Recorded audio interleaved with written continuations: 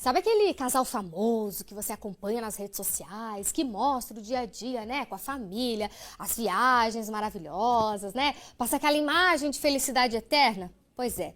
Mas chega um dia que, assim, do nada, acontece o término. O casamento perfeito chegou ao fim. E agora? O que acontece agora é que gera o quê? Uma reação, né, de decepção nas pessoas.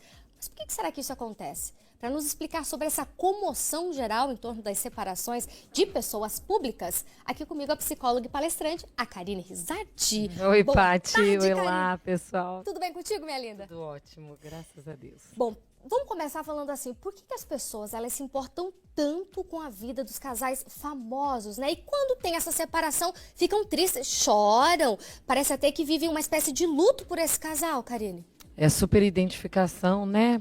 Bom, primeiro que a gente tem que entender que todos nós desejamos buscar referências de pessoas que a gente sonha em querer ter uma vida muito semelhante daquilo, independente se é o estilo de vida, se é o tipo do casamento, se são características que, por alguma razão, eu me identifiquei com aquilo.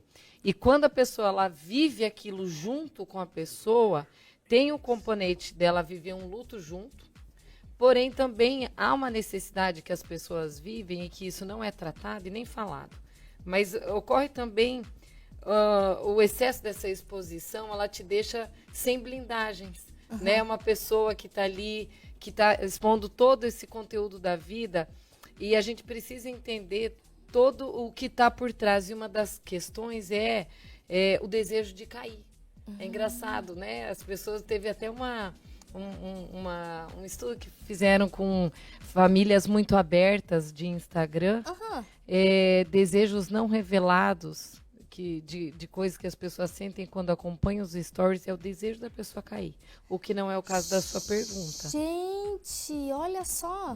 A gente precisa ter um cuidado tem os dois muito lados, grande. então, tem aqueles que vivem a São comoção. dois polos, né? Vivem essa A comoção pelo afeto. Eu sabia que isso ia acontecer. Né? É a comoção pelo afeto, porque eu me identifico com aquela pessoa, eu luto junto com a pessoa. Porém, tem o outro polo que é, sim, esse cuidado que a gente tem que ter justamente por essa sensação. Mas é mais outro que está se expondo. Então, assim, eu acho que tem que ter muito a questão de ser o sensor de cada pessoa. Por isso que a pessoa ela tem que avaliar o que ela também mostra na rede, né? Não, com certeza. E recentemente nós tivemos aí algumas separações, né, de alguns casais famosos. Acho que o mais emblemático aí por último foi a Virgínia Fonseca e o Zé Felipe, né, que causou uma comoção geral, porque todo mundo, o casamento perfeito, aquela história toda, e daí os dois estão se separando. E também já vem todo mundo querendo saber o que aconteceu, né? Aí por mais que eles deram uma nota à imprensa, né, de que vamos dizer assim, eles estão bem assim, né? Que os dois vão seguir sendo os pais, né? Da Maria Flor, da Maria Alice e também do pequenininho ali, do Zé Leonardo e tal. Mas o pessoal começa a colocar, não, porque ele traiu, porque ela traiu, porque lembra daquela festa. O pessoal mete a colher mesmo, né, Karine? Agora vamos analisar, como terapeuta de casais, o que eu tenho que investigar? Como essa história começou. Eu não acompanho muito nada, na verdade, deles, mas eu me informei antes de estar aqui. E com breves questões eu já dá para constatar. Ela, né, dizendo que eu acho que eles namoraram em uma semana, em um mês eles estavam juntos e não sei quanto eles casaram e daí já tiveram filhos, né, o primeiro filho. Gente, nenhuma relação bem-sucedida de casamento se constrói no relâmpago ou porque é bonito ou porque ambos têm qualidades e virtudes. É território construído. Então, perceba, por que tantas pessoas se identificam com eles? Talvez porque isso retrata um sintoma da juventude atual de relacionamento. Então, vamos analisar isso como um sintoma de grupo, já começa por aí. Segundo ponto, como que eu pulo etapas e acho que isso vai dar certo? É a mesma coisa que eu querer fazer um bolo com você, e a gente querer pular etapas e eu achar que o bolo de micro-ondas vai ser tão gostoso quanto o bolo do forno. Não vai ser tão gostoso. Não vai ter o mesmo grau de ar dentro das moléculas, não vai ser a mesma química. Por quê? Porque as dificuldades, porque as tensões, elas unem o casal apesar da discussão, apesar de alguns conflitos. Então, você estuprar fases, você querer que isso seja bem sucedido no final, eu acredito que pode até ser se eles resgatarem para uma busca profissional. Agora, Uma coisa me gritou, eu vendo, e eu não posso deixar de me omitir aqui, de falar o que me espantou. Como eu não acompanho, talvez todo mundo já está acostumado, mas me assustou o fato dela contar que o pai e a mãe estavam se separando e filmar aquela criança assistindo e essa Maria Alice falando, a Maria Alice não vive sem o papai, não vive sem o papai. Como, gente? Analisem, nós estamos perdendo o sensor absoluto da privacidade de uma casa. Você não pode dar uma notícia para um filho filmando E depois expondo. e depois colocando. Essa criança, ela está precisando no máximo de uma estrutura que abrace por trás, não de uma exposição extra. Então, assim, nós perdemos o sensor do bom senso. Porque o meu olhar não é de quem vai ver ou como que eles vão comparar. Acho que teve uma festinha de aniversário, que daí o pai não estava. O que me assusta é eu do lado de cá, uma mera, né, espectadora que, né, mas me assusta como terapeuta de família e de casal, eu ver essa cena e eu achar que, meu Deus, está tão normalizado assim. Não, não é assim. Isso Não é deve preocupante, ser né? E até porque agora vai começar aquelas assim, vão ver quem está certo, porque agora as pessoas vão começar. Quem está mais bonitinho na história é o que vai defender. Não é, gente, tá todo mundo perdendo, qual que é a graça? Cada um vai tomando lado. Algo também que foi falado, né, em relação à separação foi que eles não tinham tempo de qualidade de casal, porque sempre tinha gente na casa, né, que a casa tem vários empregados e aquela super exposição, então quando eles tinham algo para resolver, sempre tinham outras pessoas juntas para estar resolvendo. E a gente sabe que casal precisa do tempo do casal, e não é um tempo assim, hoje é o tempo do casal. Não, todos os dias tem que ter um tempo do casal, né? E quem está governando isso? Quem tem que determinar é o casal. Entende? O sucesso e o fracasso de um casamento, ele depende ali da intervenção nítida de todo mundo. Então, assim, se eles são um casal, que eles têm uma vida com muitos colaboradores, que bom. Então, eles vão ter que lidar com a administração das partes boas da vida. Ótimo. Mas uma fronteira não delimitada de governo, de saber quem que manda nessa casa. Quantas exposições. É que eu estou agora lembrando aqui do meu, né, da minha cena atendendo o casal. Quantos maridos, e lembrando de quem está aqui. Meninas, quantos maridos, quantos namorados dizem para suas esposas, né? Viu? Não se coloque demais no Instagram. Vá com calma, vá devagar, selecione, filtre. Às vezes eles estão dando a dica honesta. E a mulher, nada a ver, não sei o quê. Nós precisamos entender até onde nós vamos. Não tem problema você colocar, não é essa questão. Mas o tempo da privação, ele não é fotografado.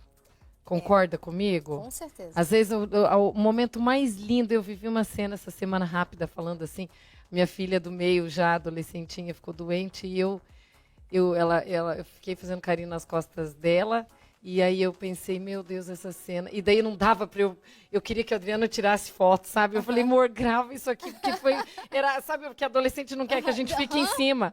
Daí eu falei, se eu precisava gravar, e eu não sou de postar a minha vida pessoal, mas eu queria para eu ter de lembrança. Eu falei, eu não vou poder pedir para a Adriana que estava do lado na cama, porque eu sei que ela vai sair e não vai querer mais. Daí eu pensei, que lindo, o que eu estou vivendo é único, isso aqui não pode ser fotografado, isso aqui vai ter que ficar na minha memória, sabe aquela vontade de dar carinho assim? Então, assim, selecione. E casamento, por que as pessoas se entristecem? Porque nós temos que alimentar a sensação de que sim, as coisas podem ser felizes. Então, a gente está numa época, aliás, idade não, de desconstrução do Felizes para Sempre. E o meu convite hoje, para quem nos assiste, é assim, não deixem de olhar isso.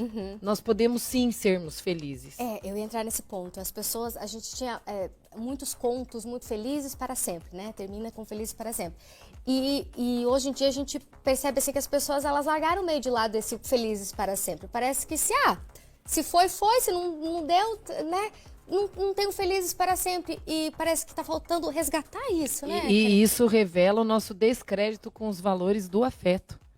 Então, assim, o que nós temos que fazer? A resposta é muito simples. Eu posso ser, sim, uma referência para um filho, para uma filha, e falar assim, eu quero que minhas filhas tenham um casamento, né, feliz. Você pode ser uma referência, eles podem ser uma referência. A gente precisa não ter vergonha de mostrar o belo. Mas, assim, o que acontece? Esse belo, ele já foi, esses exemplos aí que estão aparecendo na tela ali, né? Esse belo já foi tão belo que as pessoas já desconfiam até do que é belo demais. Por isso que, como que eu sei? Eu conheço aquele relacionamento pelo fruto que ele dá.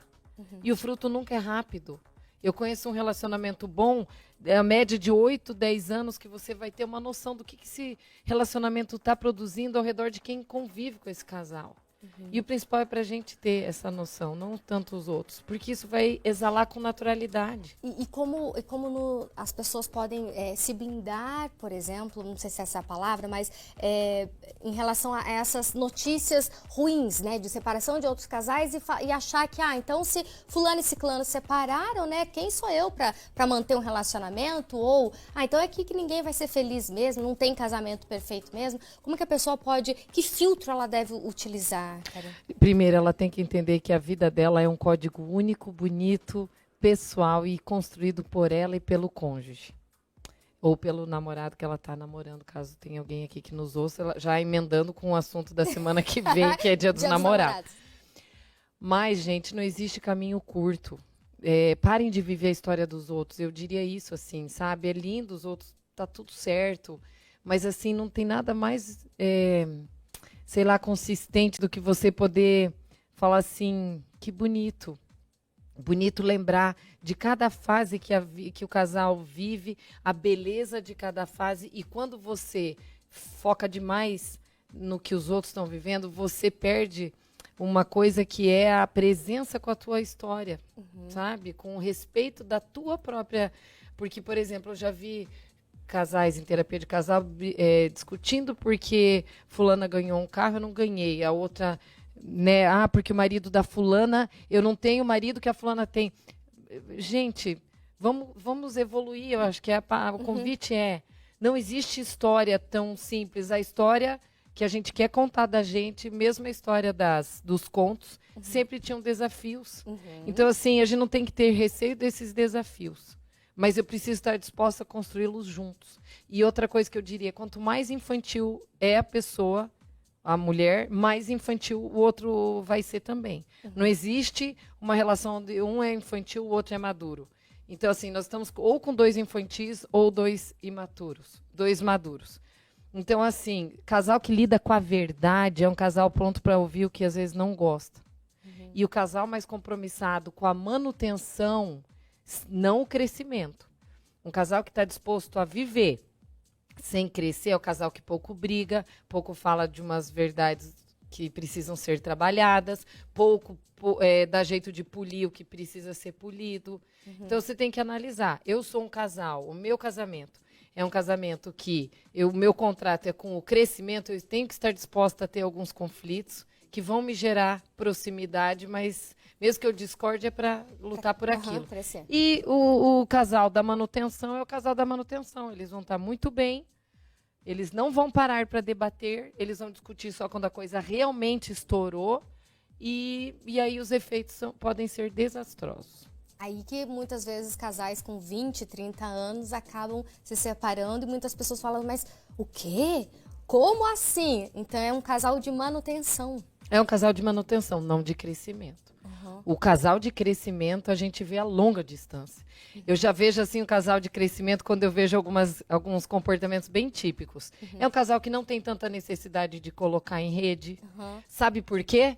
Quer que eu te diga? Por quê? Porque o tempo de fim de semana que o casal de manutenção vive postando se está indo jantar no armazém, se está indo fazer exercício junto, sei lá.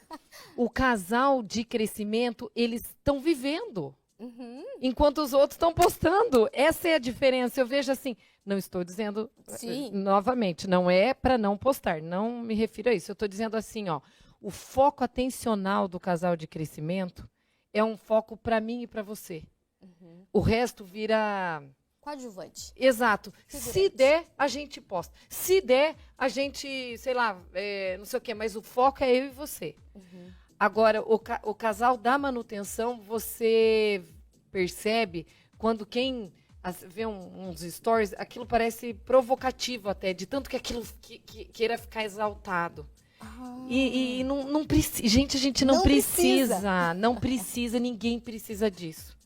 Quer ver um exemplo bem nítido, Paty? Pessoas emergentes e o rico. Qual que é a diferença? Qual que é a diferença, Karine? Uma pessoa rica, ela não precisa mostrar para ti que ela é. Porque ela é rica. Uhum. Agora, o emergente, ele tem um perfil comportamental diferente. Ele precisa te dar sinalizadores, através de vários microsinais, que não é o tema aqui, eu não vou me estender, para você entender, eu sou emergente, eu sou emergente. O rico, ele... Sério mesmo, isso me cansa. Ele tá com outro olhar, ele não tá nem aqui junto, sabe? Assim, ó. E casal de crescimento é assim. Eles estão em atenção com eles dois. O resto é complemento. Então, bora lá, vocês, minhas senhoras, né? Senhores também que nos assistem, né? Homens e mulheres. Bora fazer esse casamento ser um casamento de crescimento, uma união, seja namoro, seja noivado, né? Seja o casamento aí de longa data, né? Deixar um pouco de lado a manutenção, quem tá vivendo essa fase. E quem precisar também buscar ajuda, né? Porque ajuda é sempre importante também para quem talvez está patinando e não consiga dar esses passos, né, Karine? Exatamente. Não tem porquê. Hoje a gente tem recurso, nós temos livros, nós temos cursos, nós temos palestras.